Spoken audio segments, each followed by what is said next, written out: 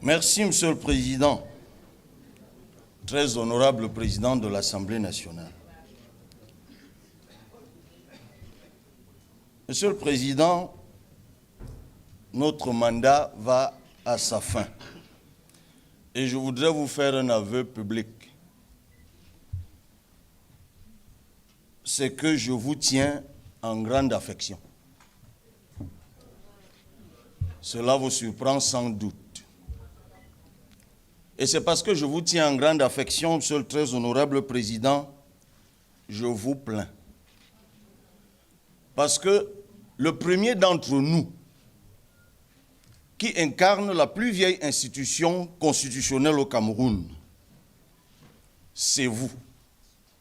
Et le premier d'entre nous qui est tant méprisé par le gouvernement, c'est encore vous. Et je crains même que vous soyez dangereusement cerné. Parce que dans les mêmes conditions que vient de décrire l'honorable Joshua aussi, nous au PCRN, nous avons déposé des amendements l'an dernier. Et d'ailleurs, une bonne partie d'entre eux ont été examinés et même adoptés en commission. Cette année, dans les mêmes conditions, nous avons déposé des amendements et à votre secrétariat et au secrétariat du secrétaire général, ils ont disparu. Ma première question est, dans quel bénétariat d'Ongoekele ils ont été jetés? Avec un peu de chance, nous allons faire emballer nos propres beignets avec. Monsieur le ministre des Finances, quel est au juste l'objectif stratégique du budget du Cameroun en 2025? Quel objectif poursuit un gouvernement qui dit promouvoir un an plus tôt la transformation locale de bois en produits manufacturés par l'institution d'un droit de sortie discriminatoire sur les grumes, mais consacre un an plus tard des abattements conséquents sur les 10 droits sur simple présentation d'un certificat de conformité aux normes en matière de lutte contre la déforestation? Où est la cohérence? Le gouvernement s'est engagé à réaliser la SND 30 avec des objectifs clairement affichés. Le scénario de la vision prévoyait un taux de croissance moyen de 6,6% pour la période 2021-2025. Pourtant, vous n'ambitionnez qu'un taux de croissance de 4,1% en 2025. C'est récurrent depuis ces derniers exercices. Alors, la SND est toujours 30, ou alors elle a glissé à 40, 50 ou à jamais. La vérité, Monsieur le ministre, est que le PIB par habitant du Cameroun stagne curieusement, depuis que vous avez des visions. DSE, Planut, Cocan, SND 30. Ce PIB est passé de 1 434 $ en 2012 à 1 589 $ en 2022. Aucun pays de niveau comparable n'a fait pire.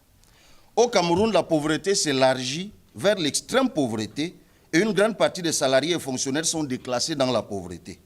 Monsieur le ministre, avez-vous conscience que vous obligez d'honnêtes gens à survivre par le vol, la fraude et les ruses de tout genre? Vous pensez qu'un cadre de la fonction publique qui a un salaire de moins de 200 000 vit même comment à Yaoundé? À votre avis, un agent de maîtrise ou un ouvrier administratif vit même comment à Douala? Ce citoyen qui tire pourtant le diable par la queue, entend que 300 milliards sont impunément partis en fumée à la Sonara.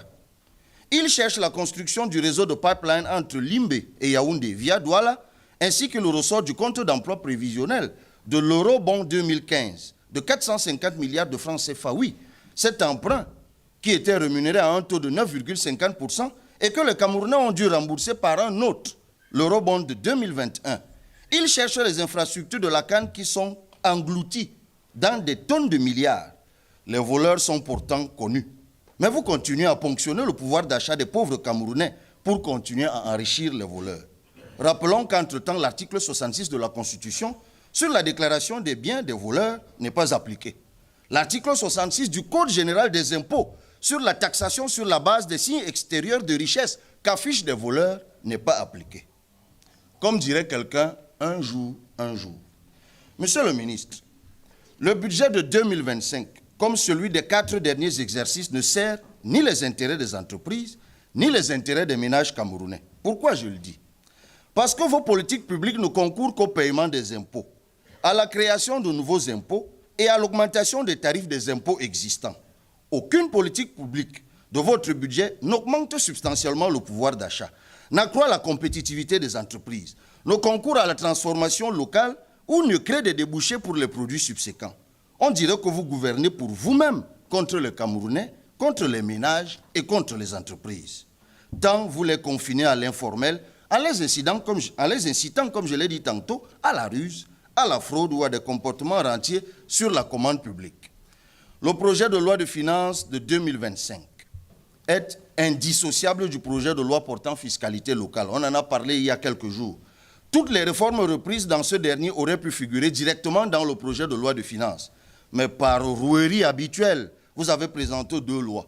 Pourtant, vous modifiez régulièrement les dispositions du livre 3e du Code général des impôts consacré à la fiscalité locale. Le but était de dissimuler l'ampleur des nouveaux impôts dans le flot des reprises des dispositions non modifiées des dispositions du Code général des impôts portant fiscalité locale. Qu'on se comprenne bien, Monsieur le ministre. La masse critique des prélèvements susceptibles d'induire le développement aussi entre 23 et 25% du PIB par exercice. Les capacités contributives des contribuables camerounais dépassent largement ce seuil. Le problème, c'est l'incurie du gouvernement.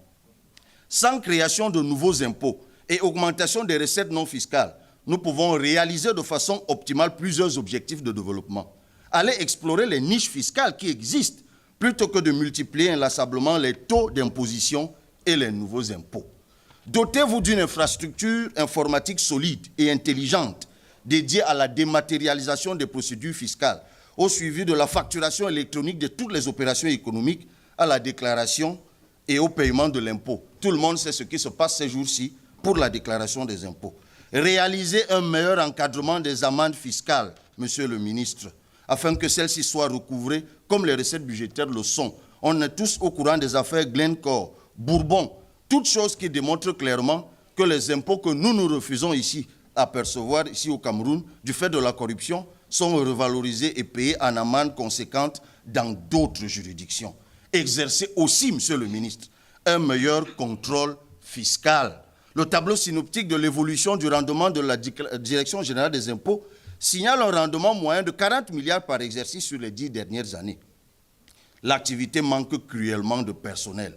Dématérialiser et contrôler véritablement, ça élargira l'assiette fiscale. Pour finir, je vous exhorte, Monsieur le ministre, à une taxation plus juste des revenus fonciers des particuliers, afin d'éviter qu'un taux confiscatoire ne vienne décourager les particuliers petits propriétaires. Une imposition progressive des petits propriétaires fonciers après prise en compte effective de l'abattement forfaitaire ou de charges réelles, comme vous l'avez dit, serait plus rationnelle. Et en partant, 2 choses à vous dire. En 2017, je me souviens à l'université de Yaoundé 2, vous étiez à la dédicace d'un ouvrage sur la transformation structurelle.